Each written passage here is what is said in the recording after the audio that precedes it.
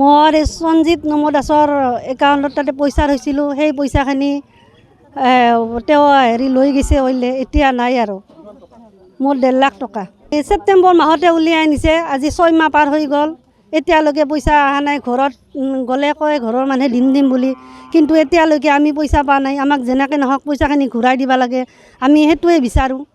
1,25,000 টাকা আছিল, তাই একাউন্টে একটা পয়সাও জমা করা নাই, সব পয়সা তাই ভাঙছে। 3 বছর পার হইতেছে।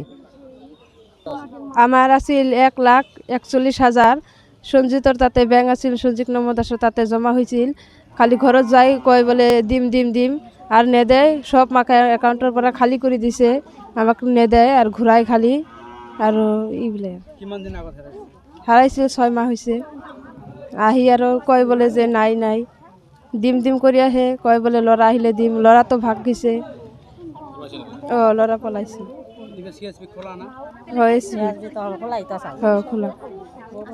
খোলা এতিয়া বন্ধ আছে, তাই চাল হৈ গেছে আৰ এবাৰ বন্ধ হয়েছে।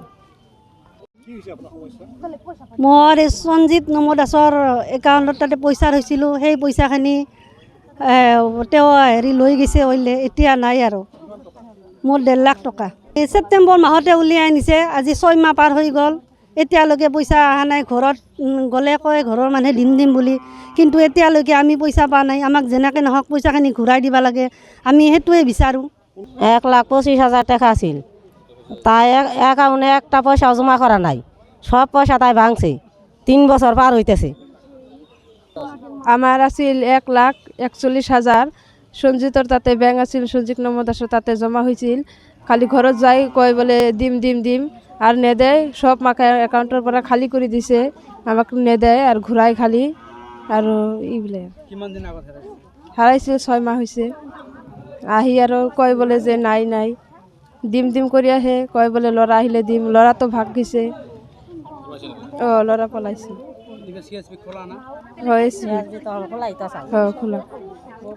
খোলা এতিয়া বন্ধ আছে, তাই চাল হৈ গেছে আৰ এবাৰ বন্ধ হয়েছে।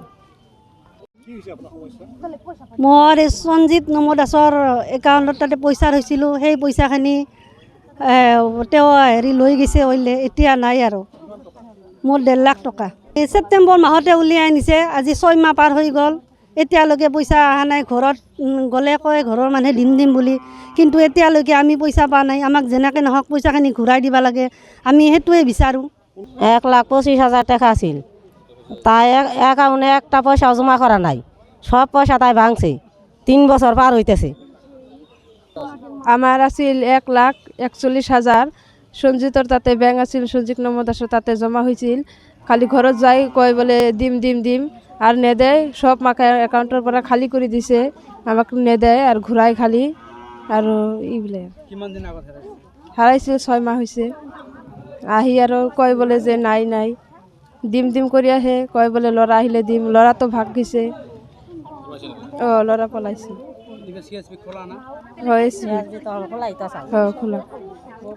খোলা এতিয়া বন্ধ আছে, তাই চাল হৈ গেছে আৰ এবাৰ বন্ধ হয়েছে। মোৰ সঞ্জিত নমো দাসৰ একাউণ্টত তাতে পইচা থৈছিলোঁ, সেই পইচাখিনি তেওঁ লৈ গৈছে ওইলে, এতিয়া নাই আৰু। মোৰ 1.5 লাখ টকা এই ছেপ্টেম্বৰ মাহতে উলিয়াই আনিছে, আজি 6 মাহ পাৰ হৈ গ'ল, এতিয়ালৈকে পইচা অহা নাই। ঘৰত গ'লে কয় ঘৰৰ মানুহে দিম বুলি, কিন্তু এতিয়ালৈকে আমি পইচা পোৱা নাই। আমাক যেনেকৈ নহওক পইচাখিনি ঘূৰাই দিব লাগে, আমি সেইটোৱে বিচাৰোঁ। 1,25,000 টাকা আছিল, তাই একাউন্টে একটা পয়সাও জমা করা নাই, সব পয়সা তাই ভাঙছে। 3 বছর পার হইতেছে। আমার আছিল 1,41,000, সঞ্জিতর তাতে ব্যাংক আছিল, সঞ্জিত নমো দাসের তাতে জমা হয়েছিল।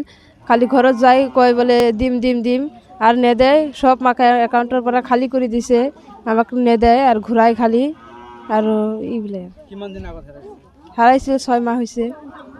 আহি আর কয় বলে যে নাই দিম কৰি আহে, কয় বলে ল'ৰা আহিলে দিম। ল'ৰা তো ভাগ গেছে। ল'ৰা পলাইছে।